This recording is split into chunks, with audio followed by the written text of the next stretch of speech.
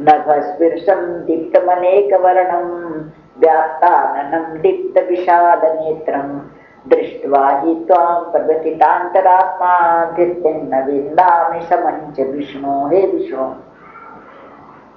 क्यों क्यों भयभीत हो रहे हैं सब?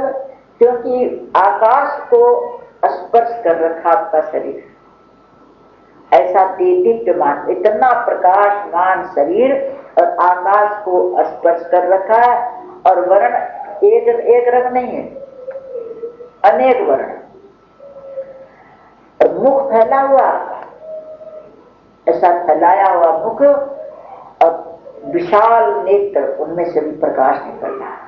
ऐसे विशाल प्रकाशमान नेत्र से युक्त आपको देखकर मेरा अंतःकरण भयभीत हो रहा है।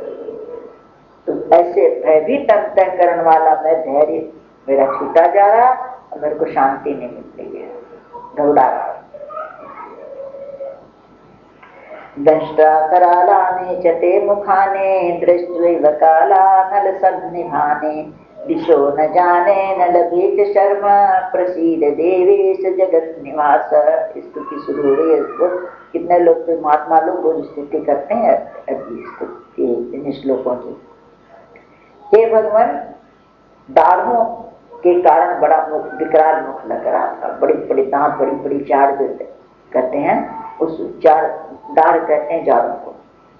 तो बड़ी बड़ी बड़ी दाढ़ों के कारण विकराल, और जैसे आपका मुख ऐसा फैला हुआ है, उसमें से अग्नि, प्रज्वलित अग्नि, तो जैसे प्रलय काल की अग्नि, प्रलय काल की अग्नि लगती है ना, तो मतलब प्रलय काल का वर्णन आता है पुस्तकों में कि 100 वर्ष तक जलते हैं, 100 वर्ष का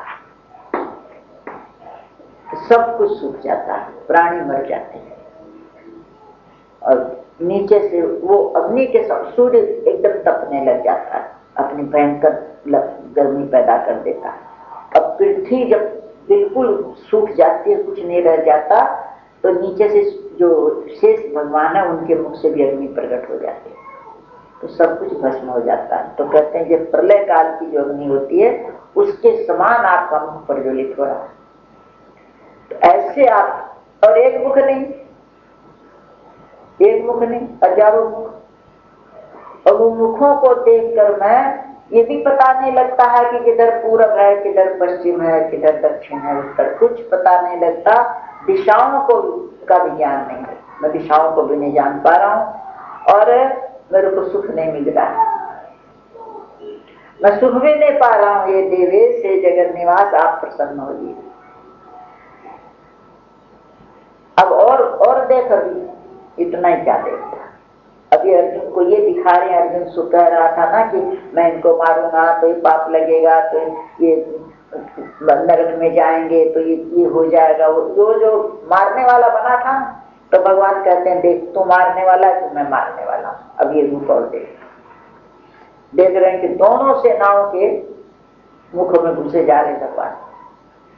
अमेच त्वां धृतराष्ट्रस्य पुत्रा सर्वे सहैवावनिपाल संघै भीष्मो द्रोण सुतपुत्रस्तथासौ सहात्मदीयैरनुयोधमुख्यै वक्त्राणि ते त्वरमाणा विशन्ति दृष्ट्वा करालानि भयानकानि केचिद्विलग्ना दशनान्तरेषु सदृश्यन्ते चूर्णे तैरुत्तमाङ्गैः।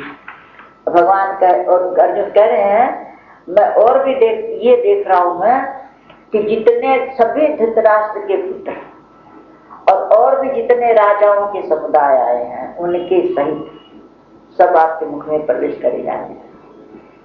वो अग्नि रूप के मुख है आपका, दाढ़ों के बीच में, उसमें सब घुसे जा रहे हैं। और जो भीष्म द्रोण कर्ण, इन्हीं का ज्यादा लग रहा है। भीष्म द्रोण के प्रति कैसे युद्ध करूंगा, ये मेरे पूजनीय है तो कैसे मारूंगा।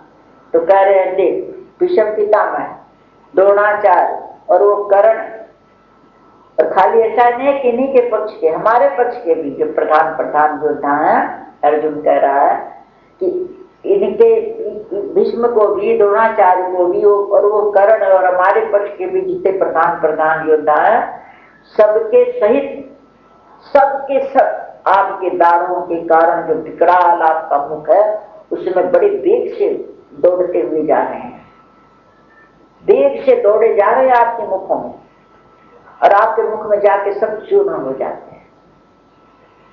उनके सिर है ना, वो आपके दांतों में चूर्ण हुए जा रहे हैं, और दांतों के बीच में लगे हुए मेरे को दिख रहे हैं उनके सिर चबाते जा रहे, सब दिख रहे हैं मेरे को।